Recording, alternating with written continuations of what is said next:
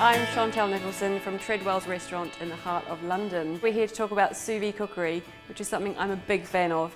It's something we've used in the restaurant for many, many years. Today we'll be cooking lamb rack, which we're going to sous vide with some lovely herbs. We've got some grilled spring onions. We've got a zoug, which is a wonderful Middle Eastern salsa, nice and spicy, parsley, coriander, lots of spices. And we're going to serve that with a little bit of buttermilk.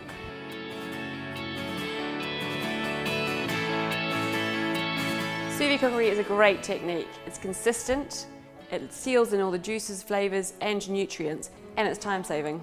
We've got some great British lamb here, which is in a brine. Brining is a method that seals in the flavours. It also seasons all the way through whatever you're brining. Here I've used a 7% brine, so that's 70 grams of salt to a litre of water. I've also used some aromats to give a bit more flavour to it. So the brine takes about 10 minutes to make. Then we've submerged the lamb racks in that for 6 hours in the fridge. We're now going to take them out, dry them off a little bit, and then pop them in a sous vide bag with some olive oil and rosemary. I folded the bag over so that you can allow a border for the seal. It also keeps it nice and clean. So this is a really convenient vacuum sealer that you can have at home. You just pop the top of the bag about 1 centimetre up from the grey sealing bar, close the lid and press the button.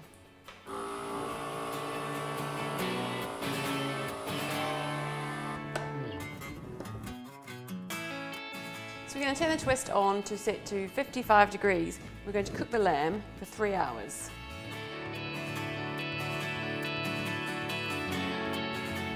So for the spring onions, we're also going to sous vide those. Vacuum pack them with a little bit of olive oil, thyme and some salt. Again, this is a great way to cook them. You're sealing in all of the nutrients and all of the flavour. So when you're cooking on sous vide, it is important that you put a single layer of everything into the bag so everything cooks evenly and consistently. We're going to cook the spring onions at 80 degrees.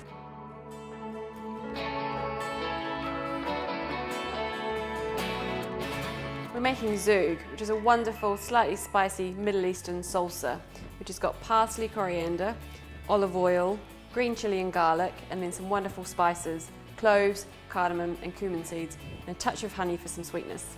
As this has got lots of fresh herbs in it, it's best to use it on the day you make it. So after 3 hours, we're going to take the lamb racks out of the water bath. Open the bag up. Be careful to keep all the cooking juices in there because we're going to use those to baste the lamb. Pop these onto a tray and reserve the juices. We're going to cook the lamb next to the pan just to give it some colour and caramelisation. We've got a hot pan, I'm going to add some butter to it. Once it's foaming, the lamb will go in, we'll baste it with the butter.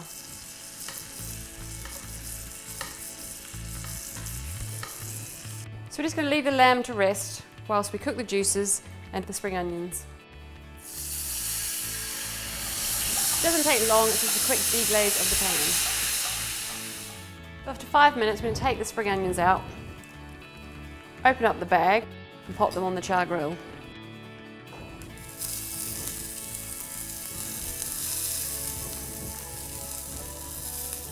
You want to turn these evenly after they've got a few scorch marks on them. The lamb's been resting now for 5 minutes whilst the onions have been cooking, so we're going to carve it next and then plate up. The great thing about finishing it in the pan is you get a nice crispy skin on the outside.